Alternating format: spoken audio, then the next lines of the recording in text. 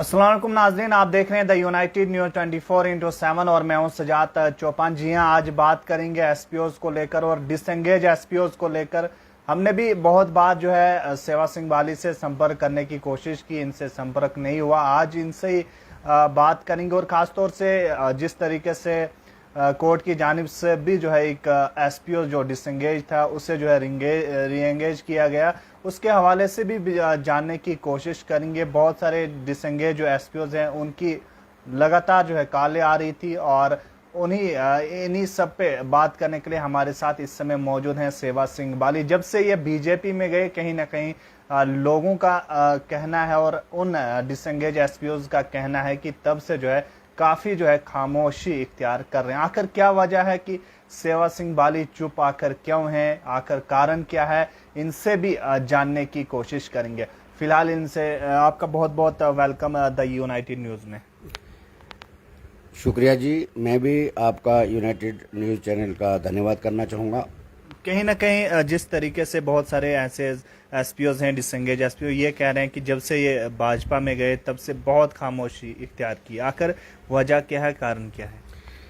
देखिए सजाद साहब, मैं आपके चैनल के माध्यम से तमाम जम्मू कश्मीर लद्दाख के एसपीओज भाइयों और बहनों को अपने तरफ से सलाम, आदाब, नमस्ते पेश करता हूँ। और आपकी जानकारी में ये बताना चाहूँगा कि दुनिया से, पूरे जम्मू कश्मीर के लोगों से, एसपीओज भाइयों को तो पता ही है, मगर पूरी जनता को पता है कि जितना मेरे से हो सका, जिस तरीके से, जिस शिद्दत से मैंने इन भाइयों की आवाज़ उठाई। और क्या आप ये सोच सकते हैं कि मैं इनकी आवाज़ से हट जाऊं या हट सकता हूं? कभी ऐसा नहीं हो सकता।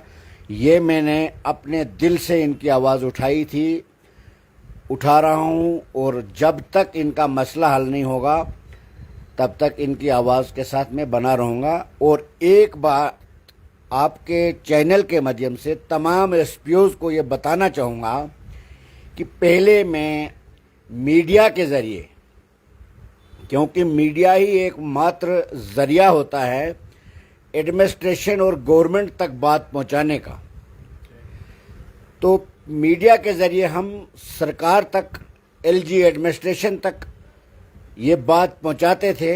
आज मैं खुद भी एक उसी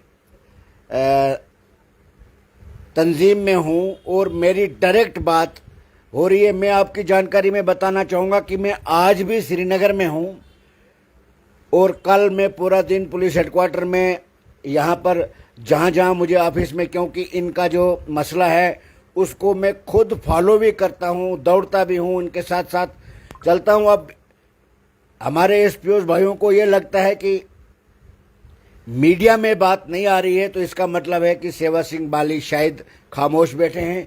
ऐसा नहीं हो सकता है, ना होगा। मैंने भाजपा के जितने भी बड़े सीनियर अधिकारी हैं, जितने भी लीडर हैं, उनकी नोटिस में ये बात लाई है, पूरा रिकॉर्ड उनके हैंडओवर किया है। एलजी एडमिनिस्ट्रेशन, एलजी साहब को पूरा तरीके से आपने मैं आपकी जानकारी में बताना चाहूँगा 10-15 दिन पहले ही मैंने होम मिनिस्टर साहब को, एलजी साहब को एक रिटर्न पूरी डिटेल दी है कि, और हमने होम मिनिस्टर साहब से ये गुजारिश भी की है कि वो ज़ाती संज्ञान ले इस मसले में, ताकि हमारे जम्मू कश्मीर लद्दाख के एसपीओज को इंसाफ मिल सके।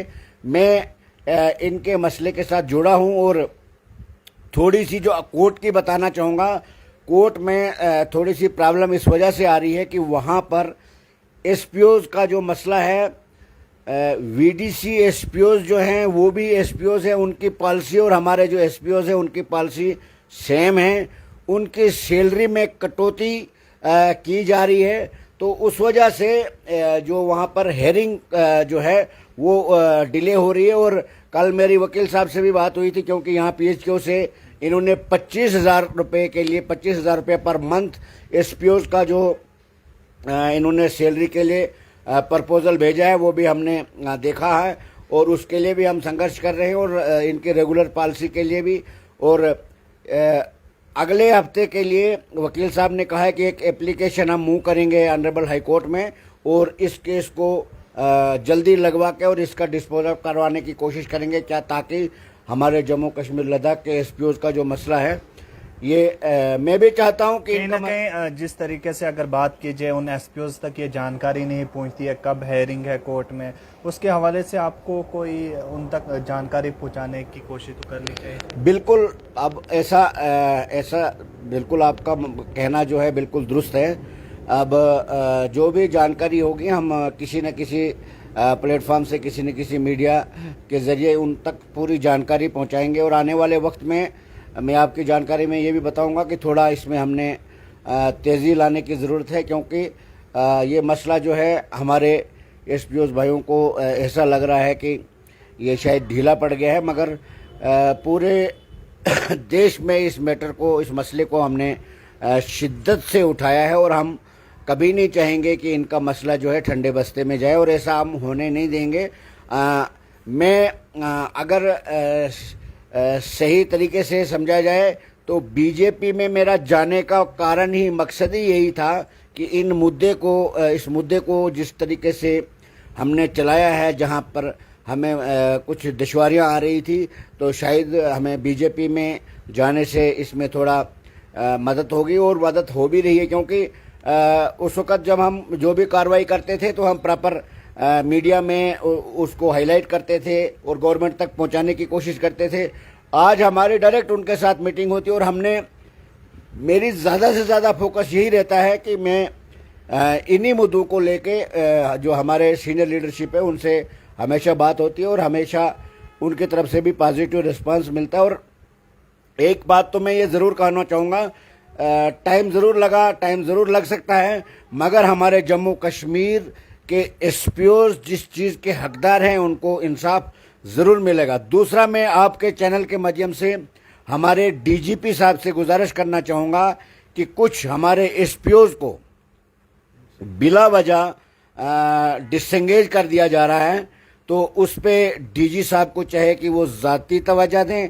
बिला वजह अगर किसी ने 18 साल, 10 साल, 12 साल नौकरी की है, उसके लिए हमें कोर्ट तक जाना पड़ा। हमारे एक एसपीओ भाई के साथ इसी तरीके से नाइंसाफ़ी हुई थी, और उसको बहाल करने के लिए और ऑनरेबल हाई कोर्ट ने क्लियर ऑर्डर दिया डिपार्टमेंट को कि इसको बहाल किया जाए, और जब से इसको, जिस डेट से इसको डिसएंगेज किया है, उस डेट से इसको प्रॉपर तरीके से सैलरी दी जाए और इसको बाकायदा तौर पर रीएंगेज किया जाए। उसी तरीके से जो हमारे कुछ ऐसे केसेस हैं जो डीजी साहब के नोटिस में भी शायद पहुंचे हैं, अगर नहीं पहुंचेंगे हमारा प्रयास रहेगा उनके नोटिस में लाने के लिए, तो उनसे भी गुजारिश करेंगे कि वो ज़ाती तवज्जो देखें। जी आप सोचिए कि अगर किसी शख्स ने 18 साल डिपार्टमेंट को दिए और मामूली किसी गलतफहमी की वजह से उसको टर्मिनेट कर दिया जाए, तो ये मेरे हिसाब से उनके साथ सरासर नाइंसाफ़ी है।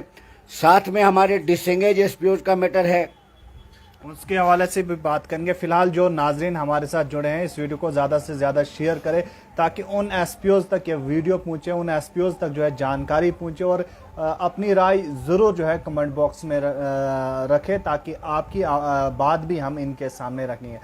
फिलहाल जिस तरीके से आपने बात की कुछ एसपीओज को निकाला जाता है, तो उसके हवाले से किस तरीके से आपने कदम उठाया? एसपीओज को जिस तरीके से बिला वजह निकाला जाता है, तो उसके लिए पहले तो हमने डिपार्टमेंट से बाकायदा तौर पर पुलिस के हायर ऑफिसरान साहिबान से रब्ता किया, और वहाँ से जब मायूसी हाथ लगी तो हमने पूरा तैयारी के साथ ऑनरेबल हाई कोर्ट से रुजू किया, और वहाँ से हमें पॉजिटिव रिस्पांस मिला, और ऑनरेबल हाई कोर्ट ने सख्त एक्शन लेते हुए बाकायदा तौर पर डिपार्टमेंट को हिदायत जारी की कि उसको बहाल किया जाए। अगर एक बात तो मैं बताऊंगा कि उस आर्डर से, जो कोर्ट ने आर्डर किया है, उससे अब हमें बाकी डिसएंगेज एसपीओज को बहाल करने में काफ़ी मदद मिलेगी, क्योंकि अगर किसी भी शख्स ने किसी डिपार्टमेंट में जब काम किया हो, तो मामूली गलती की वजह से उसको सज़ा देने के बहुत सारे तरीके हैं, उसको पनिशमेंट आप दे सकते हो।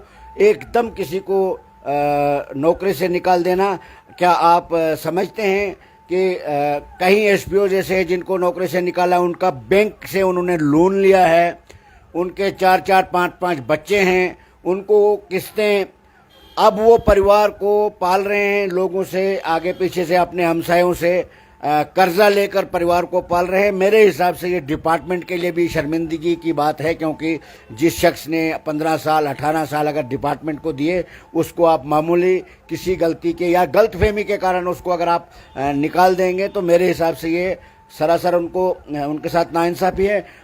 हमारा यही प्रयास रहेगा कि डिपार्टमेंट को चाहिए कि इस पे ज़ाती तवज्जो दी जाए और इन लोगों को जो डिज़र्व करते हैं उनको बहाल किया जाए। अगर ऐसा नहीं होता है तो फिर एक रास्ता बचता है कोर्ट का, तो उसके लिए हमें मजबूर होना पड़ेगा कोर्ट में जाने के लिए। और जिस तरीके से हमारे कहीं ना कहीं बहुत सारे लोगों का ये कहना है कि हमारा फ़ोन जो है रिसीव नहीं करते हैं। एक शख्स ने कमेंट किया, उसने कहा कि लगभग 50 बार मैंने कॉल की तो आपने रिसीव नहीं किया, आखिर क्यों? देखिए, बहुत ज़्यादा फ़ोन आते हैं, काफ़ी जगहों से फ़ोन आते रहते हैं, हमेशा मतलब ज़रूरत से ज़्यादा फ़ोन आते हैं। मैं सभी भाइयों से गुजारिश करूंगा कि जो भी मुझे कॉल करते हैं, मैं मुझे व्हाट्सएप पे मैसेज कर दे, मैं उनको यहाँ से खुद ही कॉल करूंगा, मैं उनसे खुद बात करूंगा। व्हाट्सएप पे मैसेज कर दे कि अपना नाम, कहाँ से वो बात कर रहे हैं, तो मैं यहाँ से उनको कॉल करूंगा। और मेरी कोशिश रहेगी कि जिनका भी फ़ोन, क्योंकि फ़ोन बहुत ज़्यादा आते हैं, उस वजह से सभी कॉल में अटेंड नहीं कर सकता हूँ, तो इसलिए ये हमारे भाई जो है ये ज़्यादा फिर नाराज़ हो जाते हैं। मैं इनसे ये गुजारिश करूँगा कि जिसको ज़रूरी बात करनी हो वो व्हाट्सएप पे 2 लफ्ज़ मैसेज में लिख दे, ताकि मैं वो पढ़ के और मैं यहाँ से उनको कॉल करूँ और उनसे जो भी बात करनी हो मैं बाकायदा तौर पर करने के लिए तैयार। कुछ लोगों का ये भी कमेंट्स आ रहे हैं, उनका ये कहना है कि अब कुछ नहीं होगा, ये खाली ऐसे ड्रामा है। देखिए, ये अगर ड्रामे वाली बात होती तो मैं उनको एक उदाहरण के तौर पर पीएचई वालों के हालात बताना चाहूँगा। पीएचई वालों ने कई सालों से वो स्ट्राइक पर बैठे हैं, तो एक उनका किसी भी तरीके का कोई फ़ायदा नहीं हो। हमारे एसपीओ भाइयों के लिए जो मैंने आज तक किया है वो मेरा खुदा बेहतर जानता है, क्योंकि इंसान ज़्यादातर इंसान होता है खुदगर्ज। जब उसकी गर्ज निकल जाती है तो वो समझता है कि जो कुछ हुआ तो खुद ही हुआ, शायद खुदा बेहतर जानता है। मैंने कहीं कहीं दिन टाइम पे खाना तक नहीं खाया और मैंने बड़े बड़े ऑफिसरों के साथ नाराज़गी मोल ले ली। मुझे बहुत सारी मुश्किलात का सामना करना पड़ा और इनका एसपीओज़ का जो मसला था काफ़ी हद तक, कहीं जैसे 6,000, 9,000, 12,000, 15,000, 18,000 एक्स ग्रीशा में 2 लाख से 5 लाख, बाकी भी सहूलियात इनके लिए। और हर वक्त जब भी कोई पुलिस का मैटर आता है तो एसपीओज़ का नाम उसमें ज़रूर आता है। इसमें काफ़ी हद तक अब हम भी चाहते हैं, मैं भी चाहता हूं कि इनका मसला हल हो जाए। और ये बिल्कुल सरासरी इस बात से मैं इनकार करता हूं, ये बात मैं खारिज करता हूं कि हमारा कुछ नहीं होने वाला है, क्योंकि मैं आपकी जानकारी में बताना चाहूँगा सजाद साहब, 35,000 के करीब हमारे एसपीओज़ भाई हैं। अगर 100 रुपया भी पर हेड बढ़ाना होगा तो एक बहुत बड़ी रकम बन जाती है। इसलिए ये जो भी फैसला लेना होता है उसके लिए काफ़ी जगहों पर बातचीत करनी पड़ती है, मीटिंग करनी पड़ती है, फैसला लेना पड़ता है, इसके लिए फंड्स का इंतजाम करना पड़ता है, तब जाके गवर्नमेंट कोई फैसला ले सकती है। और ऑलरेडी इनका प्रपोजल शायद हमारे कहीं एसपीओज़ भाइयों को ये जानकारी होगी, एडीजी जम्मू ने एक लेटर निकाला था। पहला पॉइंट था एसपीओज़ की सैलरी 25,000 के लिए उन्होंने रिकमेंड किया है एडीजी जम्मू, एडीजी कश्मीर और पीएचक्यू ने भी इसको अप्रूवल के लिए भेजा है। और बाकी रेगुलर पॉलिसी भी ज़ेर गौर है और कोर्ट में भी चल रहा है मसला और यहाँ भी चल रहा है। अब बदकिस्मती ये है कि ये लोग जो है मायूस हो गए हैं और इनका भी एक हिसाब से जायज़ है, क्योंकि टाइम काफ़ी हो चुका है। ये भी उम्मीद लेके बैठे और मैं जानता हूँ कि इन लोगों के ऊपर कितनी मुश्किलात का सामना है। और साथ साथ हम ये भी बताना चाहेंगे आपके चैनल के माध्यम से डीजी साहब से कि काफ़ी सारे केसेस जो है पुलिस हेडक्वार्टर में इस वक्त पेंडिंग हैं, जो साइटेशन से रिलेटेड हैं, सपोर्ट से रिलेटेड हैं, या आईटीआई डिप्लोमा होल्डर लड़के हैं। मैं आपकी जानकारी में बताना चाहूँगा, ये पुलिस की ऑलरेडी इनकी जो पॉलिसी बनी है उसके तहत बहुत सारे केस जो हैं पुलिस हेडक्वार्टर में पेंडिंग हैं, डीजी साहब से मैं गुजारिश करूंगा कि उस पे एक मीटिंग, जो बोर्ड की मीटिंग होती है, वो मीटिंग लेके उन केसेस को जल्द अज जल्द हल किया जाए ताकि कुछ लड़कों को राहत मिल सके। और दूसरा मैं आपको बताना चाहूँगा कि जो नए लड़के लगे हैं, जैसे अब नए लड़कों ने जो एसपीओ में आए हैं, वो हाईली क्वालिफाइड